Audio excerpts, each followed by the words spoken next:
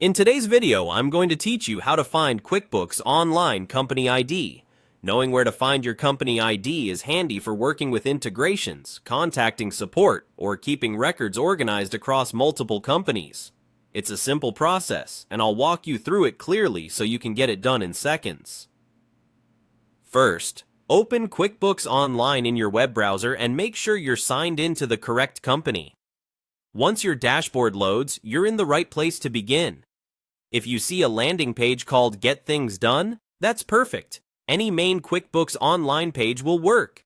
Using a modern browser and closing any pop-ups will make this go smoothly. Next, look to the upper right corner of the screen for the settings icon. It looks like a small gear. Go ahead and click that gear icon. This opens the settings menu for your QuickBooks company. If your window is very zoomed in, try reducing the zoom slightly so the icon is visible in the top bar. The gear should always be there on standard layouts. In the menu that appears, locate the option labeled Additional Info and click it. This reveals a small panel with key details about your account. Right there, you'll see your company ID. It's usually a string of numbers, sometimes separated by hyphens. Take a moment to copy it exactly as it appears. You can highlight it with your mouse and use your regular copy shortcut. When you paste it, make sure there aren't extra spaces at the start or end, so it works correctly in forms or integrations. A few helpful tips as you do this. If you manage more than one company, double-check the company name near the top of your screen to ensure you're viewing the correct file before copying the ID. Treat your company ID like any other internal identifier.